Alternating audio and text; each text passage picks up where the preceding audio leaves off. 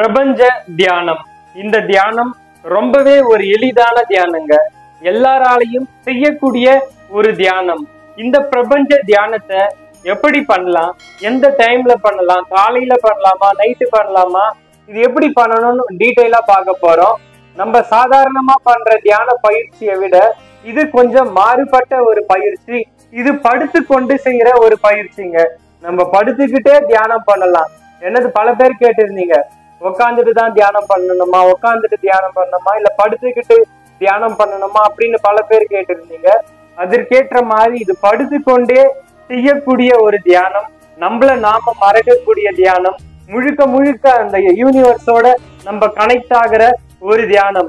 இந்த பிரபஞ்ச தியானத்தை எப்படி பண்ணலாம்னு பார்க்க போறோம். இதை நம்ம பண்ண என்ன நடக்கும், நமக்கு என்னென்ன காட்சிகள் தெரியும், இது அத்தனையும் பார்க்க போறேங்க. மிஸ் பண்ணாம முழுமையா பாருங்க. பொதுவா நம்ம எல்லா தியானத்திலையும் கண்மூடி மூச்சை கவனிப்போம், இல்ல நம்மளுடைய புருவ மத்திய கவனிப்போம், இல்ல நம்மளுடைய ஆதாரங்கள் கவனிப்போம். இப்போ இதெல்லாம் நமக்குள்ள கண்மூடி நமக்குள்ள பாக்குறோம். ஆனா இந்த பிரபஞ்ச தியானம் யூனிவர்ஸ பாக்குற ஒரு தியானம், இந்த பால்வெளி அண்டத்தை பாக்குற ஒரு தியானம்ங்க. இத முறையா எப்படி செய்யறதுன்னு சொல்றேன், மிஸ் பண்ணாம முழுமையா கவனிங்க. முதல்ல இது செய்யக்கூடிய நேரம் என்றது நைட்டு 10:30 மணில இருந்து 12 மணிக்குள்ள. நைட்டு 10:30 மணிக்கு தான் நீங்க செய்யவே ஆரம்பிக்கணும். மார்னிங் 4 மணில இருந்து 5 மணிக்குள்ள. நீங்க 3 மணிக்கு செஞ்சீங்கன்னா ரொம்பவே நல்லது. அப்படி 3 மணிக்கு என்னால எழுந்துக்க முடியல, எனக்கு ரொம்ப கஷ்டமா இருக்கு அப்படின்னு சொன்னீங்கன்னா காலையில 4 மணில இருந்து 5 மணிக்குள்ள பிரம்ம முகூர்த்தத்துல இத பண்ணுங்க. நைட்டு தூங்குறதுக்கு முன்னாடி 10:30 மணில இருந்து 12 மணிக்குள்ள இந்த தியானத்தை பண்ணி இருக்கணும். 10:30 மணி ஏன் 10:30 மணினா, இந்த 10:30 மணின்றது எண்ண ஓட்டங்கள் கம்மியாகி இருக்கிற நேரம். பல பேர் இந்த நேரத்துல முழிச்சிருந்தாலும் ஆனா முக்காவாசி பேரு உறங்கிட்டு இருப்பாங்க இந்த நேரத்துல. அதற்குதான் இது உள்ளுக்குள்ள நம்ம ரூமுக்குள்ள உட்காந்து பண்ணக்கூடிய தியானம் இல்ல, நம்ம மொட்டை மாடி மேல மாடியில பண்ணக்கூடிய தியானம். என்னன்னா யாரும் உங்க பக்கத்துல எல்லாம் இருக்கக்கூடாது, நீங்க தனியா இருக்கணும். எப்பயும் நீங்க பாய் போடுறீங்கல்ல, அது தூங்குற பாயா இருக்க கூடாது. நீங்க ரெகுலரா ஏதாவது ஒரு யோகா பண்றீங்க, அந்த மாதிரி ஒரு மேட் இருக்கு, இல்ல உங்களுக்குன்னு இந்த தியானம் பண்றதுக்குன்னு ஏதாவது ஒரு தனியா ஒரு பாய் வச்சிருக்கீங்க, அந்த மாதிரினா அந்த விரிப்பை விரிச்சிட்டு நீங்க அதற்கு மேல படுக்கணுங்க. முதல்ல ஒரு விரிப்பை விரிச்சிட்டு அதற்கு மேல படுத்துட்டு ஸ்டார்டிங்ல இப்பதான் முதல் தொடங்க போறீங்கன்னா குரு மந்த்ரா, குரு பிரம்மா குரு விஷ்ணு குரு தேவோ மகேஸ்வர குரு சாட்சாத் பரபிரம்மம் தஸ்மை ஸ்ரீ குருவே நமக. முதல்ல இந்த பிரபஞ்சத்துக்கு நன்றி சொல்லுங்க. எந்த ஒரு விஷயம் நம்ம தொடங்குறதுக்கு முன்னாடி இந்த யூனிவர்ஸ்க்கு நம்ம நன்றி சொல்லணும். அப்படின்னு அந்த பாயை விரிச்சுட்டு அந்த பாய் மேல படுத்துட்டு உங்களுடைய கை காலெல்லாம் அசையக்கூடாது, கை காலெல்லாம் சும்மா அசைக்க கூடாது. அப்படியே ஒரு செத்த பிணம் எப்படி கிடக்குமோ அதே மாதிரி உங்களுடைய கை கால் அப்படியே இருக்கணும். அப்படியே ரிலாக்ஸா, உடம்பெல்லாம் ஸ்ட்ரிப் பண்ணணும்னு அவசியம் கிடையாது. ரிலாக்ஸா அப்படியே படுத்துட்டு நீங்க என்ன பண்ணணும்னா, ஜஸ்ட் கண் சிமிட்டாம இந்த பிரபஞ்சம், இந்த பால்வெளி அண்டத்தை, நிலாவை கவனிக்க கூடாது.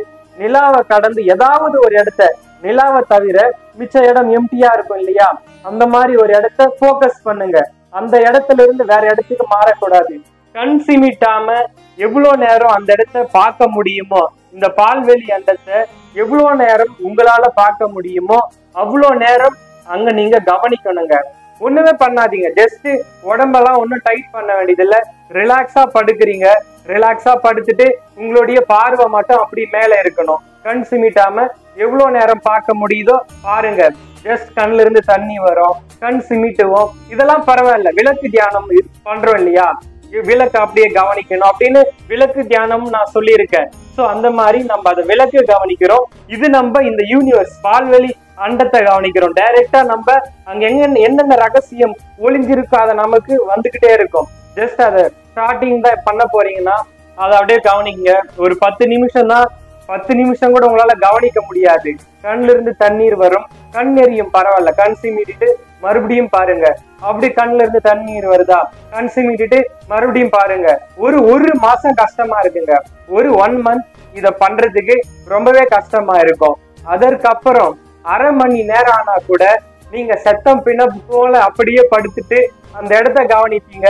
அங்க இருந்து ஒரு சில ஒளிகள் உங்களுக்கு தெரியும், ஒரு சில சூட்சம உருவங்கள் உங்களால பார்க்க முடியும். மனம் அடங்க அடங்க நமக்குள்ள இருக்கிற, அதாவது நமக்கு சூட்சமம்ன்றது எல்லா இடத்துலயும் இருக்கு. நம்ம கண் திறந்து இப்ப நான் பேசிட்டு இருக்கேன், என்னை சுத்தி சூட்சம உருவங்கள் இருக்கு, ஆனா இப்போ என்னால பார்க்க முடியாது. நீங்க அந்த அமைதியா படுத்துட்டு 10:30 மணிக்கு ஸ்டார்ட் பண்றீங்கன்னா அமைதியா படுத்துட்டு ஒரு 11 மணி இல்ல 11:30 மணி வரைக்கும் நீங்க அந்த பிரபஞ்சத்தை கவனிக்கிறீங்கன்னா உங்களை நீங்க மறந்துடுவீங்க, உங்களை சுத்தி இருக்கிறத மறந்துடுவீங்க, நீங்களும் பிரபஞ்சமும் ஒன்றாகிடுவீங்க.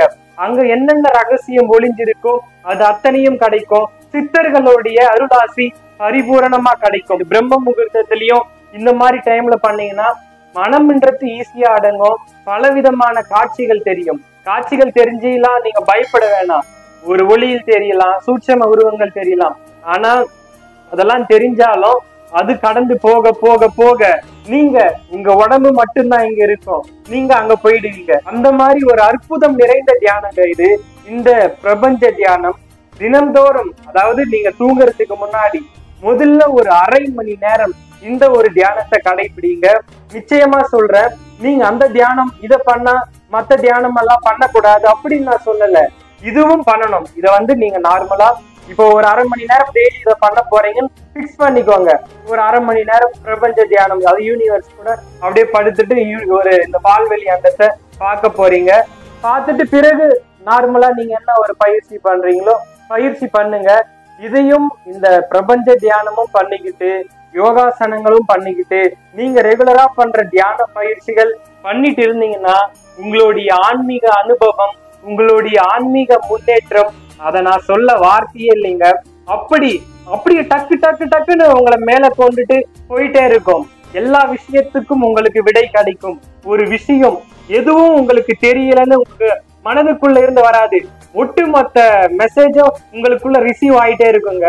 ஒரு அளவுக்கு தான் நம்ம ஒரு அளவுக்கு அந்த நிலையை நம்ம அப்படி போயிட்டோம்னா வச்சுக்கோங்களேன், ஒரு வருஷம் 2 வருஷம் கஷ்டப்பட்டு போயிட்டோம்னா நமக்குள்ள இருந்து அனைத்திற்கும் பதில் கிடைச்சிட்டே இருக்கும்.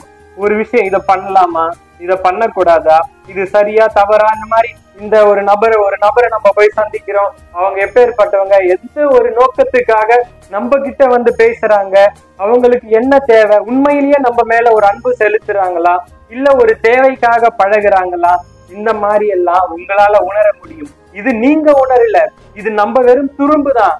நமக்குள்ள இருந்து இறைவன்களும் மகான்களும் சித்தர்களும் நமக்குள்ள இருந்து ஆற்றல் புரியுறாங்க. இறைவன் நமக்குள்ளதான் இருக்காருன்னு நான் பல வீடியோக்கள் சொல்லி இருக்கேங்க.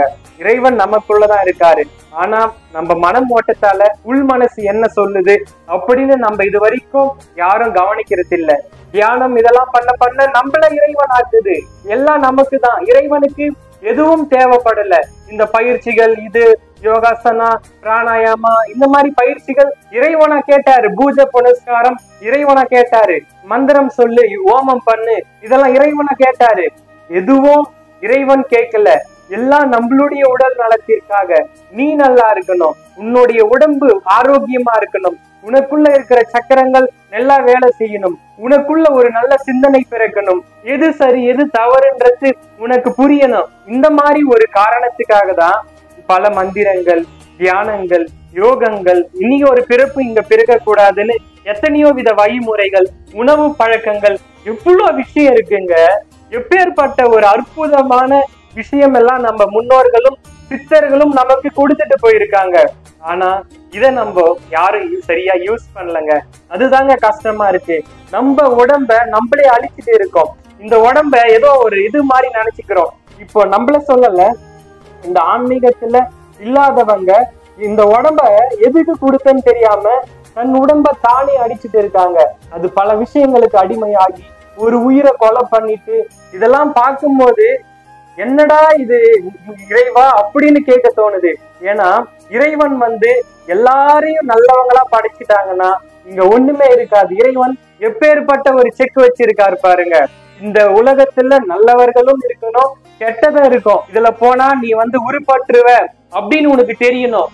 ஆனா அதுல அந்த வழியில உன்னை போக விடாம அதற்கு எதிர்மறையா உன்னை பள்ளத்துல தள்ளுறதுக்கான வழியும் இருக்கு.